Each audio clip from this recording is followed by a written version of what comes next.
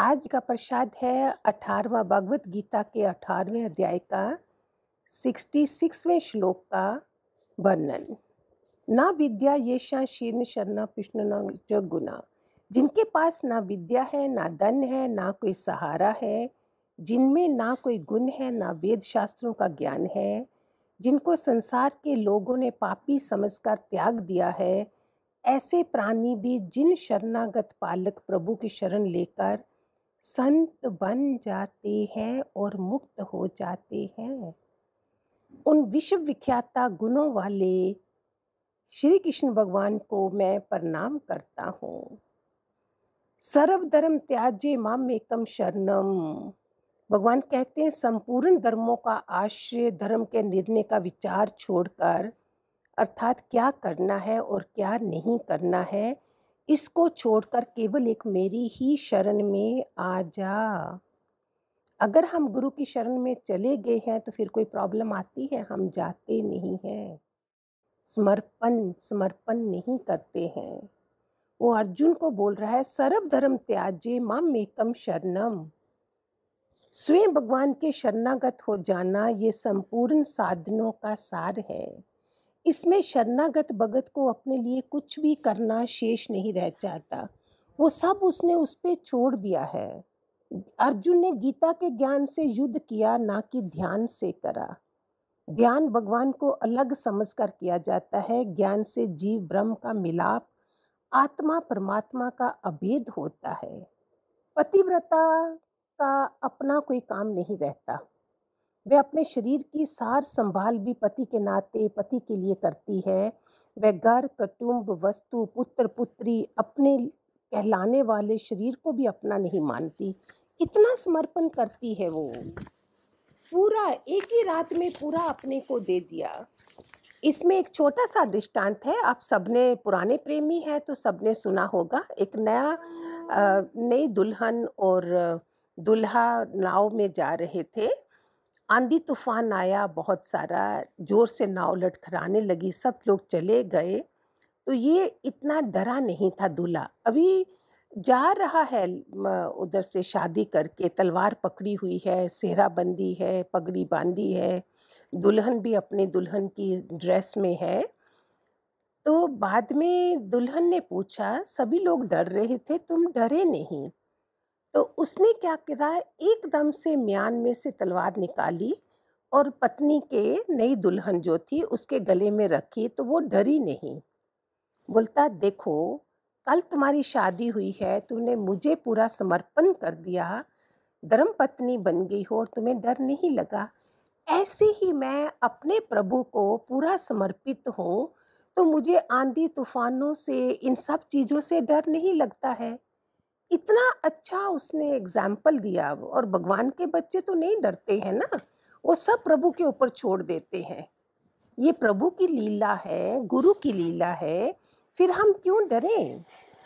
अब प्रश्न ये होता है कि सर्व धर्म त्याज्य पद से क्या धर्म अथवा कर्तव्य कर्म का स्वरूप से त्याग माना जाता है? मीन्स क्या है ये?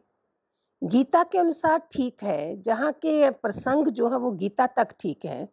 अर्जुन ने कर्तव्य कर्म का त्याग नहीं किया है।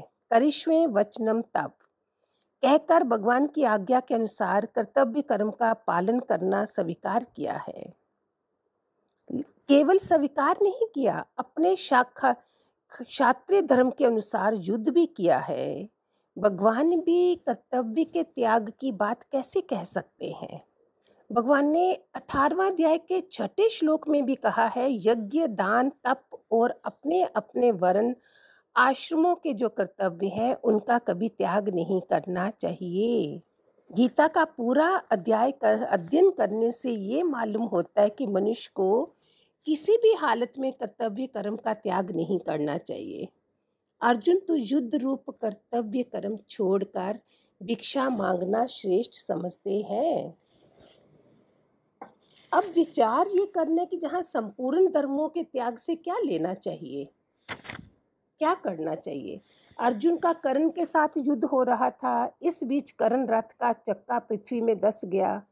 कर्ण रथ से नीचे उतरकर रथ को चक्के को निकालने का उद्योग करने लगा और अर्जुन से बोला कि जब तक मैं ये चक्का निकाल ना लूं तब तक तुम ठहर जाओ, क्योंकि तुम रथ पर हो और मैं रथ से रहित हूँ और दूसरे कार्य में लगा हुआ हूँ। ऐसे समय रथी को उचित है कि उस पर बाण ना छोड़े।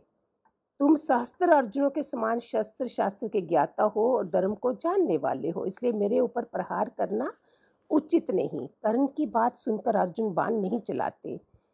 तब भगवान कर्ण से कहते हैं, सुनना ध्यान से, तुम्हारे जैसे आत्मताई को किसी तरह से मार देना धर्म ही है, पाप नहीं। क्योंकि आत्मताई के 6 लक्षण तुम्हारे में है। अभी अभी तुम 6 महारथियों के मिलकर अकेले अभिमन्यु को घेर कर उसे मार डाला। इस वास्ते धर्म की दुहाई देने से कोई लाभ नहीं। देखा भगवान कहाँ से देखता है? हम सभी जो जब से हमने सत्संग सुना है, हमारे धर्म फर्ज क्या हैं और हम गलत कर रहे हैं और फिर सोचते हैं कि भगवान हमको मारे नहीं।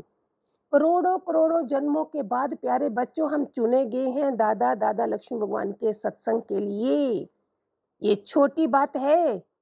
मेरे पास सिर्फ ये एक चीज़ है, मैं वैल्यू करती हूँ कि मेरे पूरे खानदान में से मुझे ही क्यों ऐसे वाला गुरु मिला, औरों को अलग अलग मिले हैं।